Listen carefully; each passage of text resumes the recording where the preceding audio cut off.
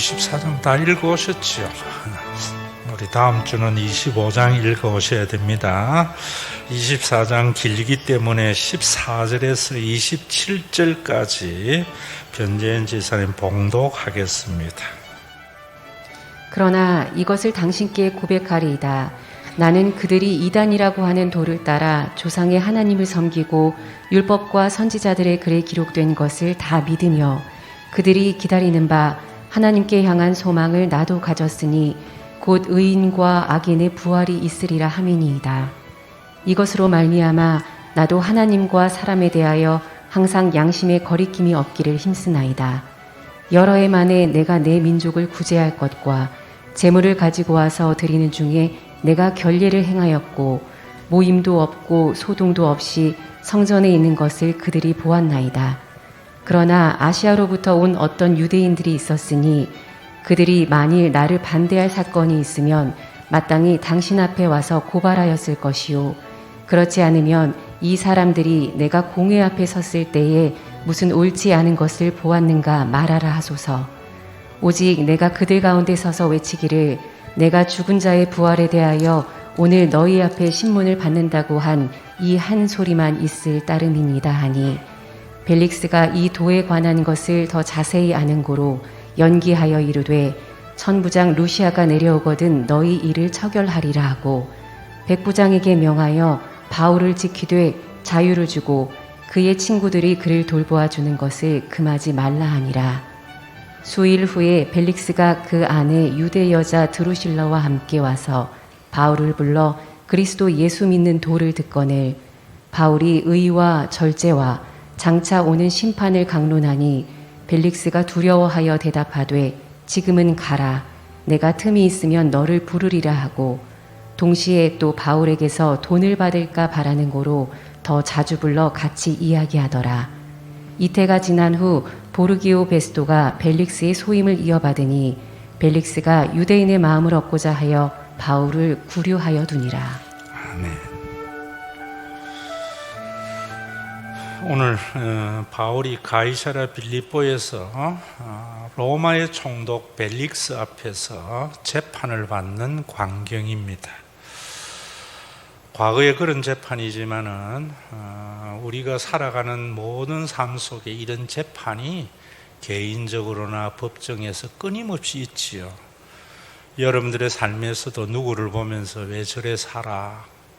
이런 생각들이 다 재판이잖아요. 개인이 개인에게 하는 재판들. 법정에서도 그런 재판을 합니다. 또 히브리서 9장 27절에 보면은 사람이 한 번 죽는 것은 정한 이치다. 성경은 언제나 사실을 말해요. 안 죽는 사람 없잖아요. 우리가 왜 예수를 믿는가 하면 그 이후에 하나님의 심판이 있으리라 라고 한다고. 여러분, 우리가 이런 심판을 받지 않기 위해서 예수를 믿는 것이고 또 이 땅에 살면서도 여러분들이 교회 생활, 신앙 생활 왜 해야 되는가? 세상에 있는 사람들은 직장에 다녀도 직장의 상사가 여러분들을 심판하잖아요. 또 취직을 하려 해도 심판을 한 결과 취직되고 취직되지 않고 이러잖아요. 교회나 가정생활에는 왜 좋은가 하면은 그런 심판이 없는 곳이지요. 오늘 이 벨릭스의 재판정에서 심판을 보면은 아주 참 세상의 잘못된 재판 모든 것들을 뚜렷하게 볼 수 있습니다. 재판이라는 것, 심판이라는 것은 옳고 그름을 가리는 거잖아요. 그런데 벨릭스 앞에서 대제사장 아나니아와 그리고 어떤 장로도 그리고 아주 재판을 잘 받기 위해서 변호사라 했지만 변사입니다. 두들로와 함께 서서 바울을 고발을 합니다. 그런데 그 고발의 내용을 보면은 이렇습니다. 이 사람은 전염병과 같아서 천하를 어지럽히며 로마에 대해서 반역을 일으키는 자다. 사실이 아니고 주장을 합니다. 언제나 거짓은 사실보다도 주장 속에 있습니다. 그리고 또 뭐라는가 하면은 나사렛 이단의 우두머리로 성전을 더럽힌 자다.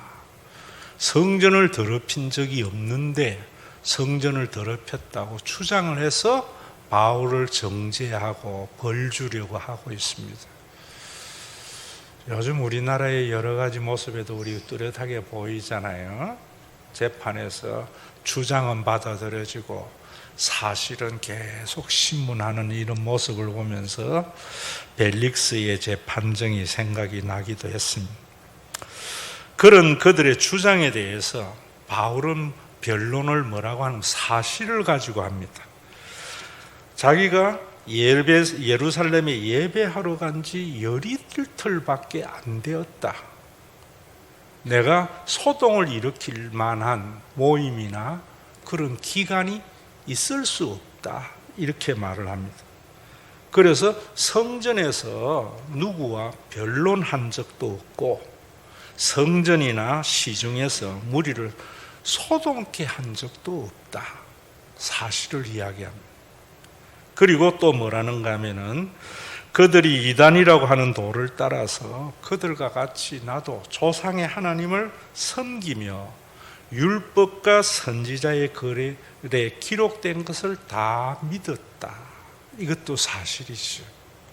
그리고 그들이 기다리는 바 하나님께 대한 소망과 악인과 의인의 부활에 대한 믿음에 대해서 하나님과 사람 앞에 양심의 끄리낌이 없다. 자, 여기에서 여러분들이 내가 하나님과 사람 앞에 내 믿음에 대해서 양심의 끄리낌이 없다는 것은 혼자 그렇게 주장하면 안 됩니다. 그래서 지난 주에 제가 본문에서 나는 하나님 백성 하나님을 섬겼노라라고 이야기하지 않고 그 밑에 보면 헬라어로 하나님께 하나님 백성 노릇했다라고 했잖아요. 저는 우리 한국의 기독교인들이나 목사님들을 가만히 주장을 들어보면은 자기는 하나님을 섬겼다고 이야기를 해요. 왜 그러는가? 자기의 주장을 정당화하기 위해서.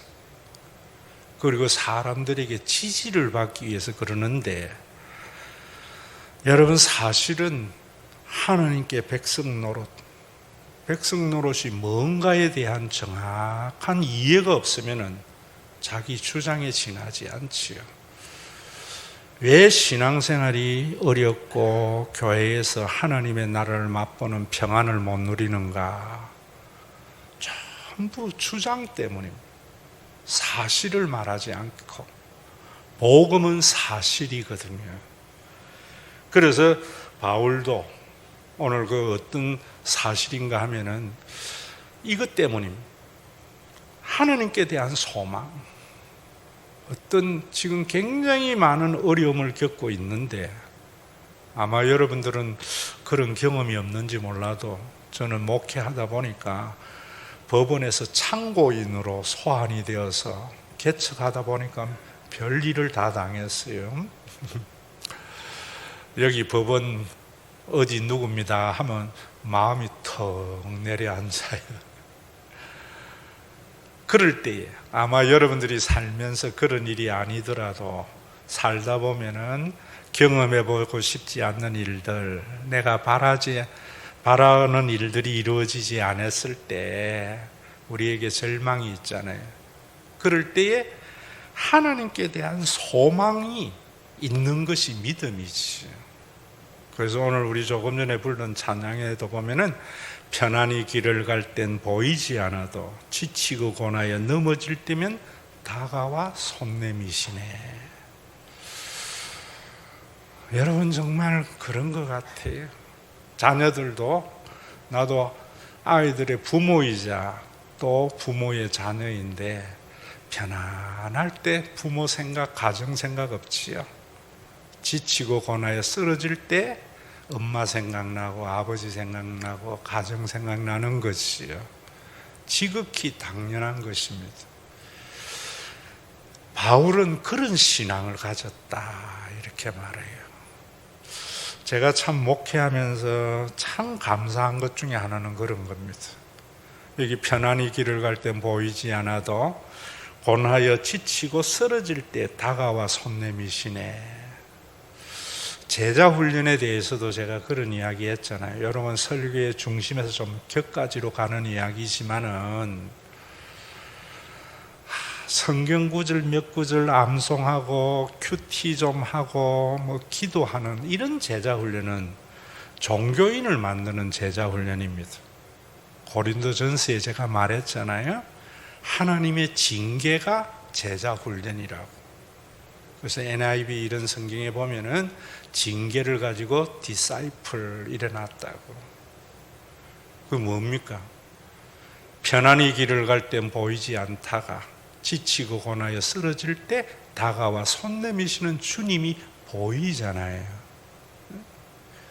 여러분들의 삶에 지치고 고나여 쓰러진 그러한 삶들은 하나님이 진짜 신자를 만들어가는 제자 훈련인데, 이런 걸 가지고 그런 종교 훈련을 시켜버리니까 참 답답할 때가 많이 있습니다.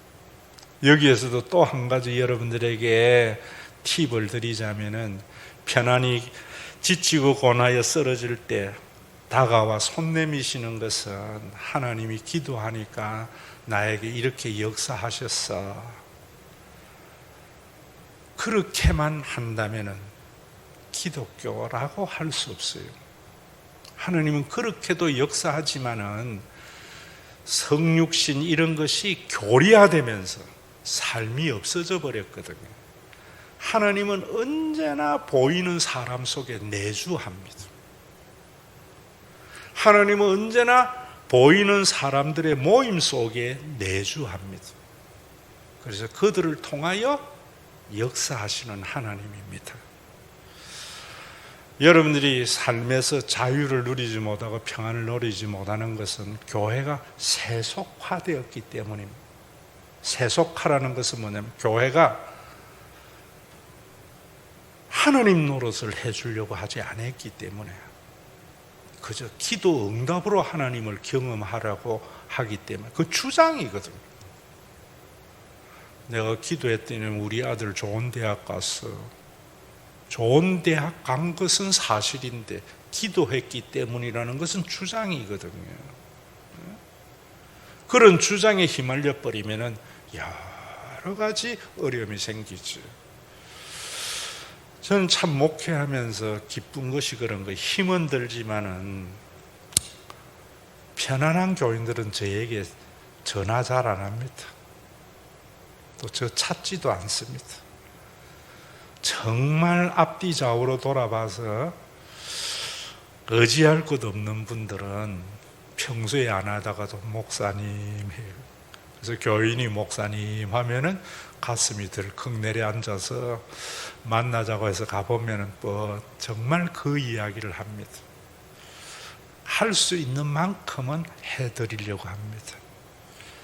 이런 삶이 바울의 삶이고 신앙의 삶이다. 저는 그런 생각합니다. 오늘 여기에 바울이 그런 소망과 의인과 악인의 부활에 대한 믿음에 대하여 하나님 앞과 사람 앞에 양심에 끄리낌이 없었다. 그런 삶을 살았던 것은 반드시 하나님께서 사람이 한 번 죽는 것은 정한 이치요, 그 이후에는 심판이 있다고 하는 하나님의 심판을 믿었기 때문이지요. 오늘날 왜 그리스도인들이 그리스도인답지 못하게 사는가? 하나님 백성 노릇하지 못하는가? 죽음 이후에 심판이 있음을 모르기 때문입니다. 이걸 숨기고 주장만 난무하기 때문이 아닌가, 이런 생각을 합니다. 그 뒤에 보면 이 말에 대한 증거가 나타납니다.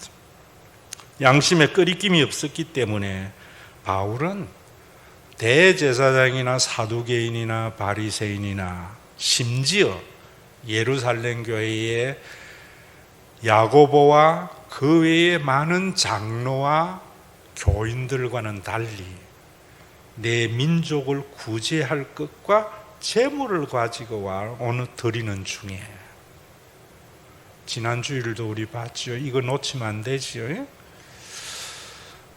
예루살렘에 5만 명의 기독교인이 있었습니다. 아가보의 예언을 따라서 글라우디오 황제 시대에 수많은 사람이 굶어 죽는데 그들을 외면한 교회였습니다. 수만 명이라면 재정이 없어서 못 도와줬겠어요? 충분히 도와줄 수 있습니다. 그들은 성전을 돌로 지은 예배당을 성전이라 했기 때문에 그런 성전만 지으려고 했고, 그런 성전의 거룩성을 이야기하면서 자기를 주장했던 거예요. 그런데 복음을 알았던 바울은 많은 오해받았습니다. 사도로 자격이 없다, 돈만 밝힌다, 그런 오해를 밝히며 또 목숨의 위험을 느끼면서까지 예루살렘에 재물을 가지고 드리는 중에 이럽니다. 교회사에 없는 거로 봐서 저는요, 그때에 바울이 가져온 선교헌금이 그 굶어 죽는 사람들에게 가지 않았다, 저는 그래 봅니다. 지금 우리가 북한에 인도적 물자를 보내도 안 가는 거하고 같았다. 왜 예수 믿어야 되고 복음을 알아야 되는가? 우리가 참 진리가 뭔가, 이런 삶 때문입니다. 그러면서도 내가 결례를 행하였고, 이 사람들이 바울은 결례를 행하지 않고 율법을 무시하고 파괴한다고 해서 야고보가 걱정이 그런 걱정이었잖아요. 저기 나실인 서약이 있는 사람들이 머리 깎을 때 머리도 좀 깎고 비용도 좀 내주라. 결례를 행하였다, 사실을 이야기하는 거예요. 내 주장이 옳다고 이야기하지 않습니다. 그리고 모임이나 소동도 없이 성전에 있는 것을 그들이 보았다. 바울이 성전에 들어갔고 또 길거리 있었지만 어떤 모임도 없었다. 다만 아시아로부터 온 어떤 유대인들의 모함만 있을 뿐이다. 살면서 대부분 모함은 주장에 의거합니다. 사실에 의거한 것은 저는 모함이 아니라고 생각합니다. 교회에서나 사회의 정치에서나 난무하는 것에 모함은 보면 전부 주장입니다. 복음은 사실입니다. 만약에 그들이 주장이 옳다면 그들이 정식으로 고소하든지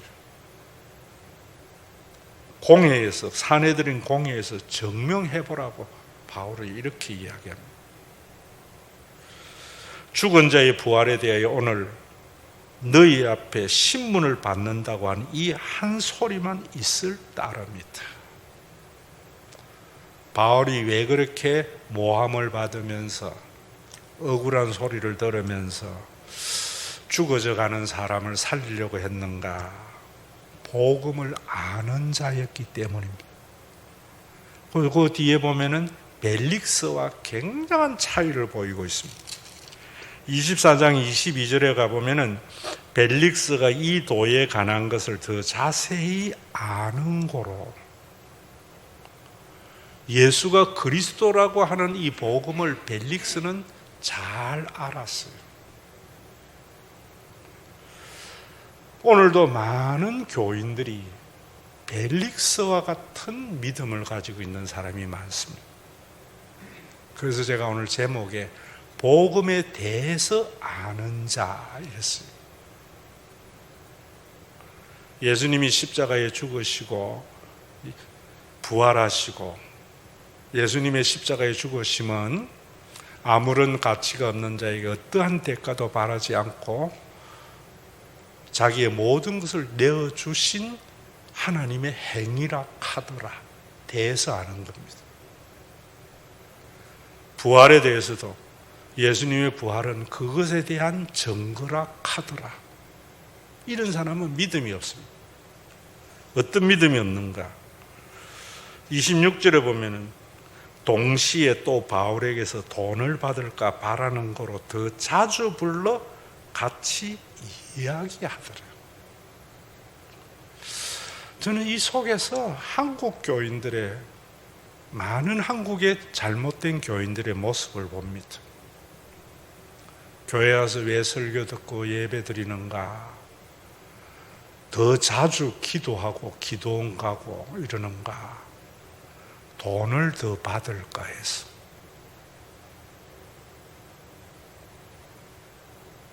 여러분들은 무엇 때문에 예수 믿고 예배 드립십니까? 예수님이 그리스도라는 사실을 믿는 복음을 아는 자는 삶이 있습니다. 삶이 없는 사람은 복음에 대해서 아는 자입니다.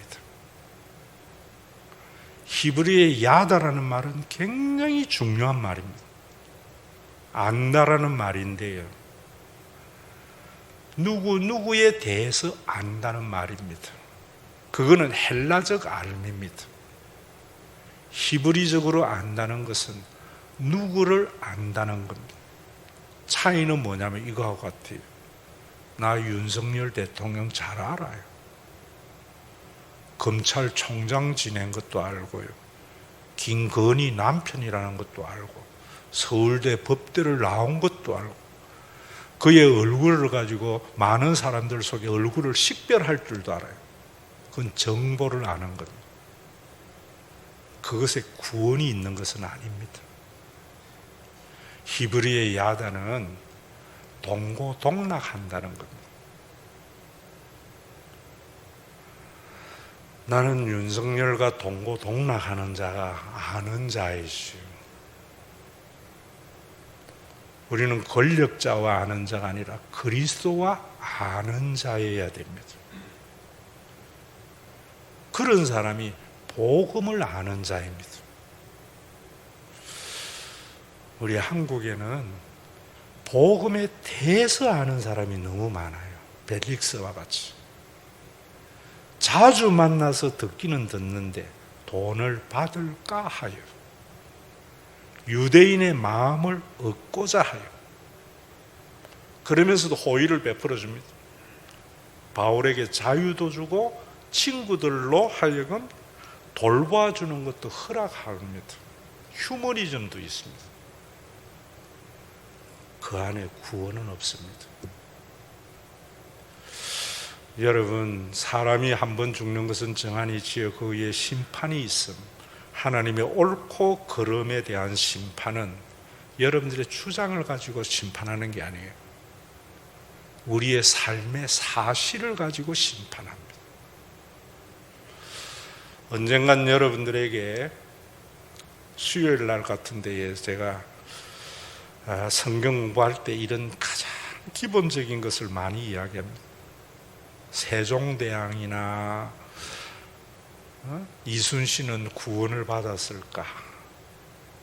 우리 할아버지는 온 동네가 존경하는 사람인데 예수는 안 믿었는데 구원을 받았을까? 그런 대답도 성경은 명쾌히 하고 있는데 주장은 예수 안 믿으면 지옥 가. 주장입니다.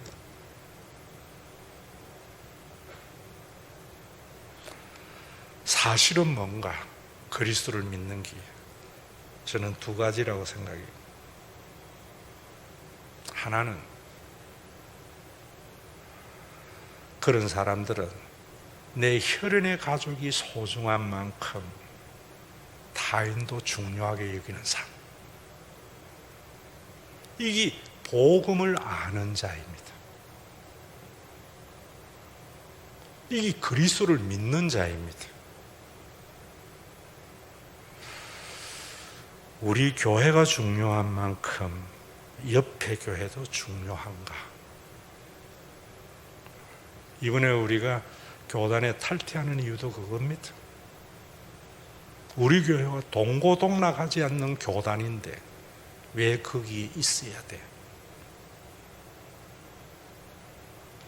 우리 교회 세울 때에 한 푼 보태준 적 없고,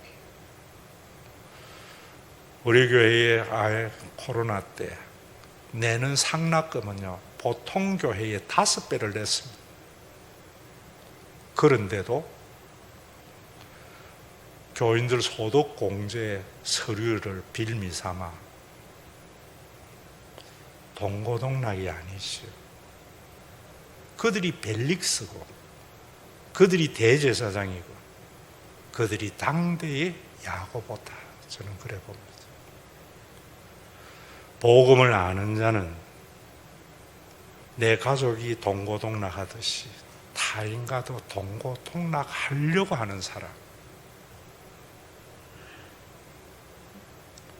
두 번째로는 일용할 양식의 삶을 사는 사람. 여러분, 우리 예수 믿는 사람은 쌓아두는 사람 아닙니다. 얼마나 복음을 아는 사람이 하는 것은 일용할 양식의 삶을 살려고 하는가, 거기서 봐야 돼. 지금 위기에도 우리나라 기업들은 많은 사내 보유금을 쌓는 기회를 삼을 거예요. IMF 때에도 제가 그때는 방배동에 있었기 때문에 잘 압니다. 돈 있는 사람은 IMF 한 번 더 안 오나 이런 소리 너무나 많이 들었어요. 동고동락 아니시오. 복음에 대해서 하는 벨릭스 같은 사람. 성경은 그렇게 말합니다. 긴장하면서 들으세요. 몸은 죽여도 영혼을 능히 죽이지 못하는 자를 두려워하지 말라. 오직 몸과 영혼을 능히 지옥에 멸하실 수 있는 이를 두려워하라. 예수님의 말씀입니다.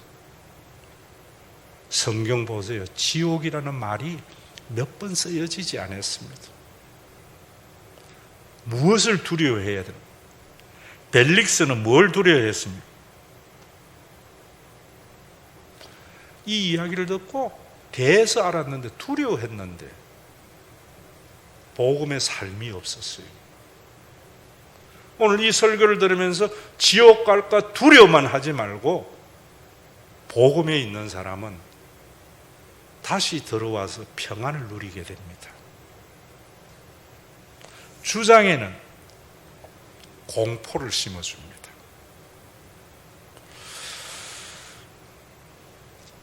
이부 때 했기 때문에 제가 말씀드리죠. 대해서 아는 자와 복음을 아는 자는 틀린다니까요. 지난 12월에 우리 김옥원 장로님이 30몇 년 경찰 생활을 마감하면서 은퇴하면서 23일 은퇴하는데 며칠 목사님 와서 교육자들하고 밥 한 그릇 하세요 하더라.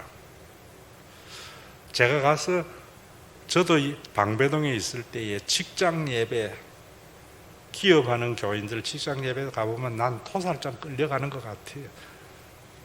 거기에 그저 무서워서 앉아있는 사람들 속에 그 예배가 제대로 됩니까? 그런 예배 한번 경험하겠구나 하고 갔는데, 지구대 직원이 40명인데요. 진짜로 존경하는 마음이 느껴졌어요. 왜 그런가? 경찰관이 민중의 지팡이라는 것은 누구나 압니다. 본인들도 압니다. 민중의 지팡이에 대해서 압니다. 전부. 민중의 지팡이를 아는 사람은 민중의 지팡이로서의 삶이 있습니다. 저는 그 모습을 보면서 그 몇 년 전에 조선일보에 장로님에 대한 기사가 난 것이 기억이 났습니다. 이 사람들이 어떻게 이렇게 하는가? 강진경찰서 있을 때에 관내에 독거노인들, 반지하에 사는 사람들, 쓰레기가 반 삶이 살 수 없는 그런 환경에 다 치워주고 이런 것들, 경찰청장이 아니라도, 김순호가 아니라도, 많은 사람에게 소문난 사람이 아니라도 수서경찰서서 자그마한 한 지구대에 은퇴하는 사람이지만은 그 40명에게 그런 존경을 받는 것은 민중의 지팡이를 아는 자입니다. 10만의 경찰관 중에 그거 모르는 사람 어디 있습니까? 전부 민중이 지팡이에 대해서 알잖아요. 오늘 여러분 우리가 회복해야 하는 것이 저는 이런 것이라 생각해요.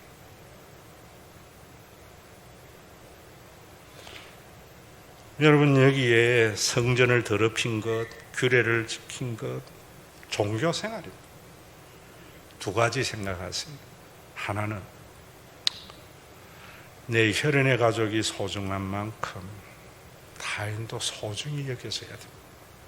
이런 사람이 복음을 아는 자입니다. 죄송하지만 제 이야기도 할게요. 전 대학교에 있을 때에 교수 봉급, 교회에서 생활비는 사모가 가져가고 교수 봉급은 제가 다 썼습니다. 우리 아이들 용돈 줄 때 교회에 가난한 집 아이들 용돈 똑같이 줬습니다. 이번 설에도 우리 손자들이 와서 세배할 때 좀 미안했습니다. 교회 주일 학생들보다는 덜 사랑하는 것 같아요, 내가 볼 때. 그래서 10,000원짜리 하나 더 넣어줬습니다. 미안했어요. 우리 모두가 이런 마음으로 신앙생활 한다면은 우리 교회가 여러분들에게 진짜 평안을 가져다 주는 교회가 되지 않을까. 하나님 그걸 가지고 심판합니다. 여러분들이 주장을 가지고 심판하는 것이 아니고 두 가지 기억해야 됩니다. 일용할 양식을 가지고 살아야 됩니다. 저 아직 월세 살고 제 통장에 돈 없습니다. 그러나 부유하게 삽니다. 대학교에 그래 많이 받아도 참 부유했습니다. 왜 그 삶이 부유한가? 옛날 어른들이 참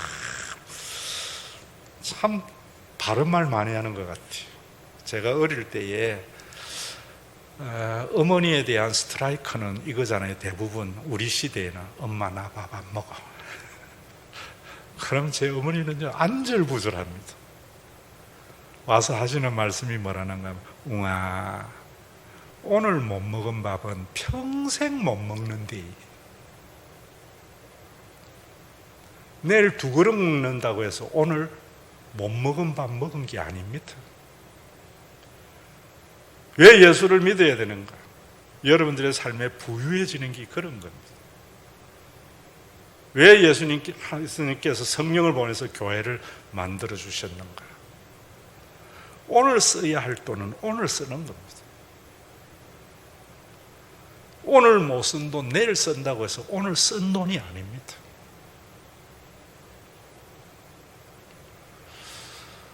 저는 이것 알고는요 너무 좋아요. 그래서 여러분들에게 제가 목회하는 철학의 기본을 알아야 됩니다. 파운데이션, 기초를 알아야 돼요. 저는 교회가 왜 존재해야 되는가? 여러분들이 이달 버는 거 다 써도 노후 걱정하지 않는 그런 삶을 위해서. 주일학교 때 제가 또 졸업 예배 때 이 부분 이야기할 겁니다. 국가가 왜 존재해야 되는가? 이달 벌은 돈 다 써도 내 병들거나 늙었을 때 걱정하지 않도록 국가가 존재하는 겁니다.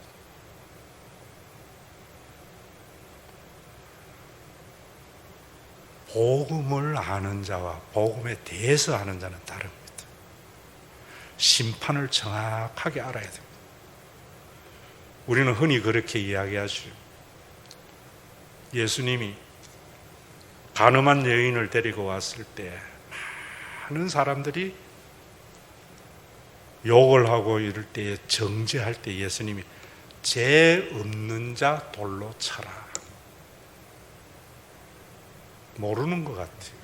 예수님의 그 말의 의미를 땅에 글을 썼다고 했는데, 그래서 그 당시 사람들은 그래도 그나마 양심이 있으나 노니까 들었던 돌을 다 내려놓았다. 복음을 알지 못하는 자의 해석입니다. 죄 없는 자 돌로 쳐라는 것은 신명기의 율법에 가부와 고아를 돌보라고 하고 있습니다. 그 여인이 간음하며 장녀로서 살아갈 수밖에 없는 현실, 그걸 지적한 겁니다. 너희들이 율법대로 살았다면 이 여인이 그런 삶을 살았겠느냐.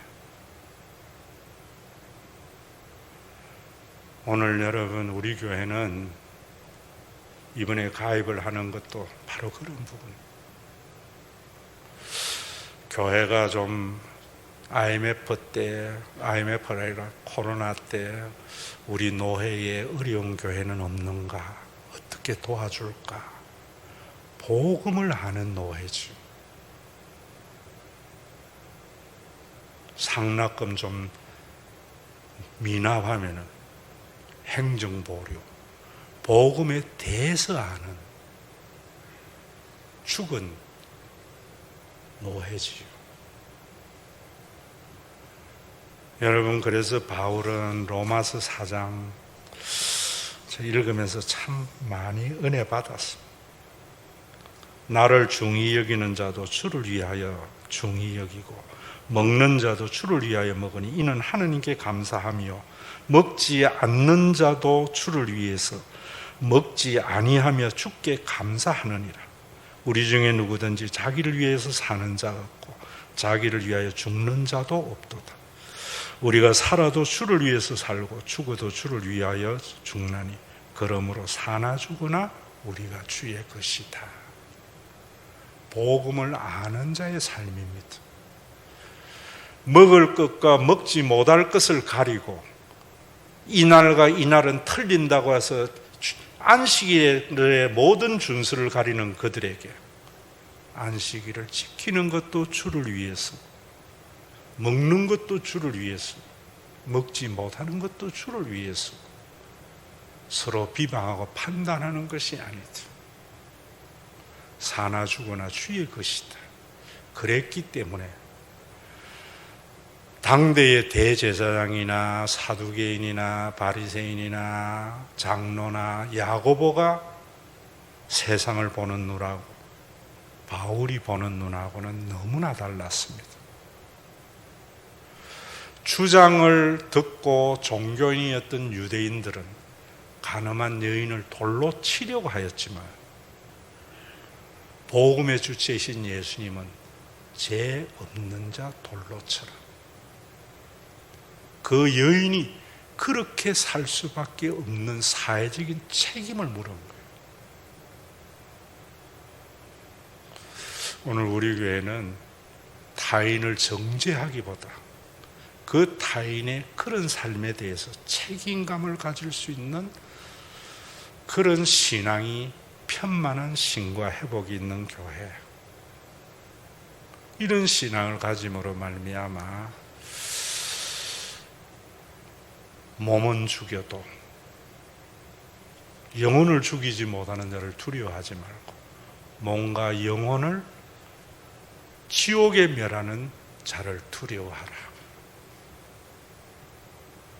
제가 사는 힘 하나 팁 드릴게요. 저도요, 죽는 게 참 무서워요.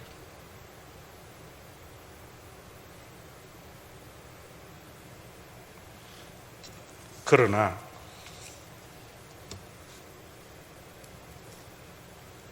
겁은 나지만은 겁을 먹지는 마세요. 여러분들의 자녀의 미래, 여러분들의 미래 겁 안 나는 사람 어디 있겠습니까? 그런데 겁 먹지 마세요. 겁 먹는다고 되는 거 하나도 없습니다.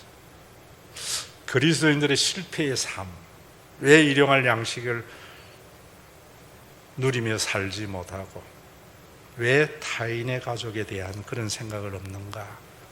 겁을 먹고 살아서 그래요. 육신을 가지고 있는 모든 사람에게는 겁이 납니다. 겁날 때마다 이 말이 좀 가슴 깊이 쌓여져서 오늘 누려야 할 삶을 내일 누리려고 하는 삶이 아니라 오늘을 누리며 사는 삶. 우리 교회가 오늘 누리며 살아도 노후를 걱정하지 않는 여러분들의 삶을 책임지는 성육신의 교회, 우리 대한민국이 신과 회복이 있는 교회를 닮아서 그런 나라로 한 걸음 한 걸음 나아가려면 먹는 것도 주를 위해서, 먹지 않는 것도 주를 위해서, 사나 죽으나 주를 위해서 사는 복음을 아는 자, 그런 자를 만들어가는 우리 교회가 되었으면 합니다.